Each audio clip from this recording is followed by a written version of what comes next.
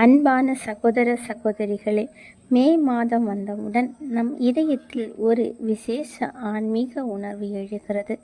இந்த மாதம் முழுவதும் நாம் அன்னை மரியா அவர்களை நினைத்து ஜெபிக்கிறோம். ஆனால் ஏன் இந்த மே மாதம் அவருக்கே அர்ப்பணிக்கப்பட்டது? இதன் பின்னால் உள்ள வரலாறும் ஆன்மீக அர்த்தமும் என்ன? இதை இன்று நாம் சுருக்கமாக அறிந்து கொள்வோம். மே மாதம் அன்னை மரியாவின் மாதம். மே மாதம் வர்ஜின் மேரி அவர்களுக்கு அர்ப்பணிக்கப்பட்டது. ஒரு நாளில் உருவானது அல்ல, பல நூற்றாண்டுகளாக வளர்ந்த ஒரு ஆன்மீக மரபு இது. இதனுடைய ஆரம்ப கிறிஸ்தவ காலத்தில் மரியாவுக்கு மரியாதை இருந்தாலும் ஒரு குறிப்பிட்ட மாதம் ஒதுக்கப்படவில்லை. ஆனால் வசந்த காலத்தில் இயற்கையை கொண்டாடும் பழக்கம் இருந்தது. பின்னர் அது மரியாவுடன் இணைக்கப்பட்டது. 12-13ஆம் நூற்றாண்டுகளில் மரியாவுக்கான பாடல்கள், ஜெபங்கள் அதிகரித்தன.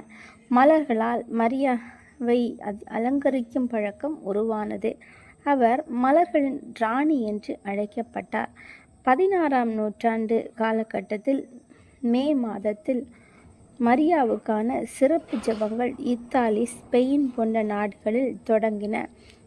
ஜூசிட் ஆசிரியர்கள் இந்த பக்தியை பரப்பினர். தினசரி ஜெபம், தியானம் முக்கியமாகியது. 18-19ஆம் நூற்றாண்டு மே டிவோஷன் உலகம் முழுவதும் பரவியது. பாப்பார்கள் இந்த மரபை ஊக்குவித்தனர். தேவாலயங்கள் மே மாதம் சிறப்பு ஜெபங்கள் நடத்தப்பட்டது. மலர்களால் கிரீடம் செய்து மரியாவின் சிலைக்கு அணிவிக்கும் வழக்கம் உருவானது. இது மரியாவை ராணியாக மதிக்கும் அடையாளம். இந்தியாவில் மிஷனரிகள் மூலம் இந்த மரபு இந்தியாவிற்கு வந்துள்ளது. தமிழகத்தில் வீட்டு ஜெபமாலை, மலர் அலங்காரம் போன்றவை நடைமுறையில் உள்ளன. மே மாதம் இயற்கையின் அழகு, தாய்மையின் அன்பு, தூய்மை ஆகியவற்றை குறிக்கிறது. இந்த பண்புகளை முழுமையாக வெளிப்படுத்தியவர் வர்ஜின் மேரி. மே மாதம் மரியாவின் மாதமாக ஆனது.